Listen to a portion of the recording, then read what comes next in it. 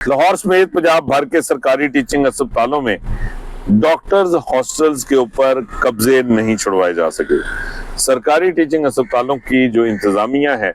वो अपने doctors hostels में जो गैर कानूनी कब्जे हैं वो ख़त्म करवाने में बुरी तरह से नाकाम हो चुकी है। और अब सूरत हाल ये है कि सरकारी टीचिंग अस्पतालों में जो हॉस्टल्स हैं वहाँ पे नए जो डॉक्टर्स हैं, जो हाउस ऑफिसर्स हैं, ज़ेर तरबियत पोस्ट ग्रेजुएट डॉक्टर्स हैं, या फिर इन अस्पतालों में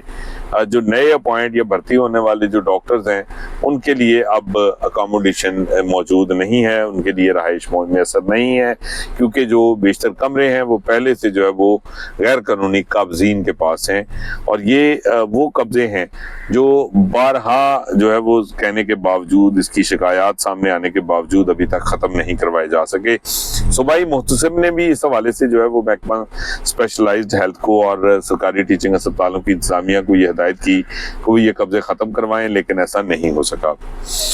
महकमा स्पेशलाइज्ड हेल्थ केयर जो है वो भी इस पर जो है वो खामोश तमाशाई है, उसकी जानिब से भी जो है वो गफलत का मुजाहरा देखने में आ रहा है। और अब सूरत हाल यहाँ तक पहुँच चुकी है कि सरकारी टीचिंग अस्पतालों के जो डॉक्टर्स हैं, जो नए डॉक्टर्स हैं, उनके लिए अब ये हॉस्पिटल की सहूलत जो है वो तकरीबन नामुमकिन है वहाँ पे हासिल करना, क्योंकि अब कमरे खाली नहीं होते। और जो गैर मुतल्लका डॉक्टर्स हैं या उनके जो अजीज़ो कारब हैं वो इन हॉस्टल्स के कमरों पर जो है वो काबिज हैं, वहाँ पे रहाइश पजीर हैं। ये डॉक्टर्स वो हैं जो ना सिर्फ यहाँ से ना टीचिंग अस्पतालों से अपनी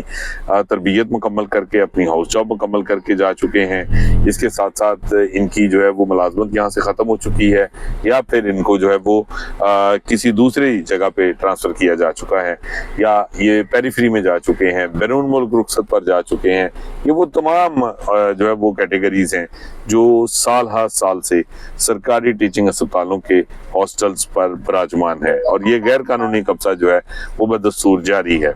टीचिंग अस्पतालों की इस जो है वो नाकामी या इस जो है वो कमजोरी की वजह से कि हॉस्टल्स पर जो गैर कानूनी कब्जे हैं वो ख़त्म नहीं हो सके, इससे भारी माली नुकसान का भी सामना करना पड़ रहा है, क्योंकि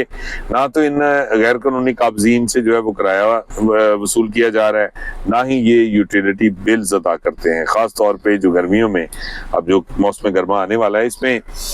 जो एयर कंडीशनर्स हैं वो इन हॉस्टल्स में जो है वो बेदरेग उसका इस्तेमाल होगा, लेकिन इन हॉस्टल्स में इस्तेमाल होने वाले से बेदरेग एयर कंडीशनर्स का जो बिल है वो सरकारी टीचिंग अस्पतालों के अपने वसाइल से अदा किया जाएगा, और इसकी जिम्मेदारी अस्पतालों के ऊपर है। अस्पतालों की इंतजामिया इन गैर कानूनी कब्जा ग्रुपों के खिलाफ, इन काबजीन के सामने बिल्कुल बेबस दिखाई देती है, और इनके हाथों काफ़ी हद तक यरगमाल बनी हुई है, जिसकी वजह से अस्पतालों के हॉस्टल्स पर जो कब्जा है उसमें कमी की बजाय हर साल इजाफा देखने में आ रहा है।